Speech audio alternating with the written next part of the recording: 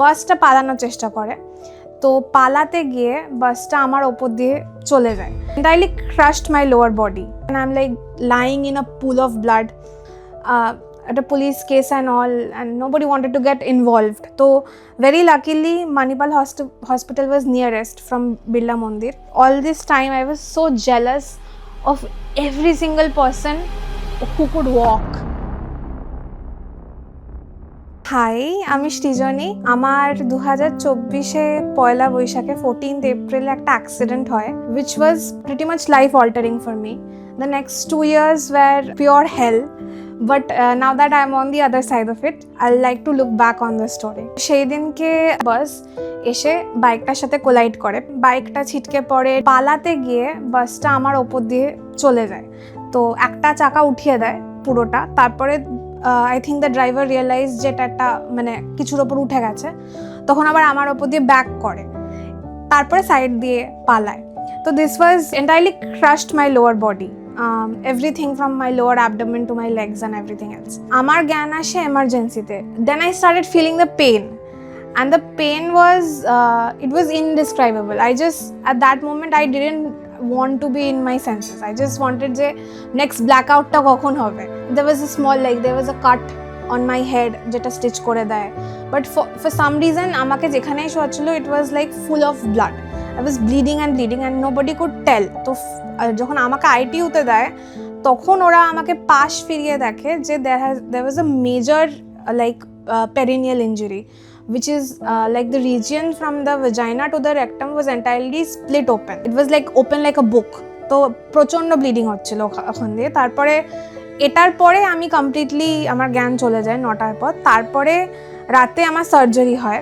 ওই ফার্স্ট সার্জারিটা ডক্টর তন্ময় মুখার্জি করেন। I am not aware of all the details, but it saved my life. তারপরে I went in to I think ventilation for a week or 2. Then I was in the ITU for I think a month, a little more than a month. ওটার পরে they shifted me to the onco ward, যেখানে আমি আরও এক দেড় মাস মতো ছিলাম। ওই অপারেশনটার পর they discovered that my legs were like entirely crushed and rotting inside. So they had to do multiple debridements, and they had to, if they didn't do that, they would have to cut off both of my legs, মানে পুরো amputate করতে হতো। So they did that for a week, and it was done like expertly. There were so many doctors. There was like they arranged a board of doctors, and there was like all doctors of all specialties like plastic surgeon, internal medicine, intensivist. All of these people like tried their best to make sure that I not just survive, but they also kept my quality of life in mind. তো right লেগে ওপর থেকে প্রায় abdomen থেকে ডিব্রাইমেন্ট হয়, পুরো quadricep মাসলটাই ওখানে নেই, লেফট লেগেও অনেকটা মাসল নেই। তো ডক্টর বলেইছিলেন যে অনেক কিছুই মেজর মাসল রিমুভ করা হয়েছে বলে অনেক মুভমেন্টসই আমি কোনোদিনই করতে পারবো না, but it was better than losing the leg আর কি। Ultimately I needed to get মানে a proper skin graft, which happened around I think 4-5 months later. But despite all the care and everything, I was missing my family, my friends and everything, and also like to have your own space. I was like burning on fire 24/7. It was like someone had put kerosene and put me on fire. এতটা বাজে মানে অবস্থা ছিল আমার যে মোবিলিটিটা maintain করাটাই was difficult, মানে let alone যে আবার মানে হাত পায়ের ফাংশন ফেরানো and all, just to keep my body moving was the most difficult challenge, কারণ আমাকে একটু নাড়ালেই আমার ব্লিডিং হতো। তারপরে আস্তে আস্তে 2025-এর আই থিঙ্ক সেপ্টেম্বর অক্টোবর করে the wound on my leg finally healed. Until that happened আমি 1.5 বছর just straight শুয়েছিলাম, আমি পাশও ফিরতে পারতাম না। তো my biggest dream was turning to the side. I remember being all this time I was so jealous of every single person who could walk.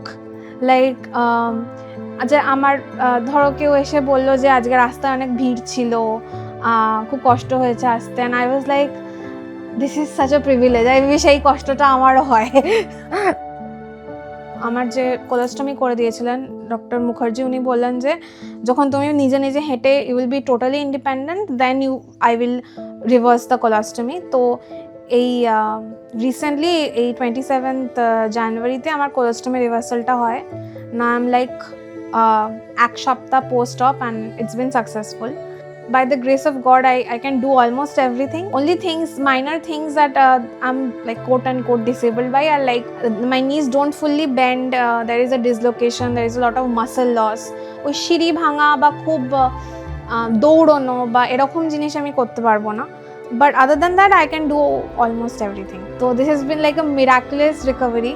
None of this, I think, would have been possible without, firstly, the expert medical care that I received, all the doctors, the way they treated me, the medical care I received, there was nothing extra যে যেটা দরকার নেই সেটা করানো বা it was to the point.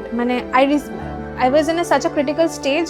I would not have survived if the medical care was not entirely like perfect. The nursing, of course, they took such good care of me that in the 1.5 years that I was lying in bed entirely, I did not get a single sore anywhere. I think the biggest thing that helped me survive through all of this was just the sheer love and kindness I received from every single person in the hospital. Hello, আমি সায়ন্তনী, সৃজনীর দিদি। যদি Manipal hospital না থাকতো আমাদের পাশে entire জার্নিতে এভাবে, তাহলে আজকে এই দিনটা আমরা পেতাম না। সুনিতাদি ছিল, তাই আজকেও এরকম হাসছে খেলছে। এটাই বলার, thanks to hospital entire management. আমরা মানিপাল হসপিটালের ওপর ভরসা রেখেছি এবং আমরা কোনোদিন নিরাশ হইনি। Thank you.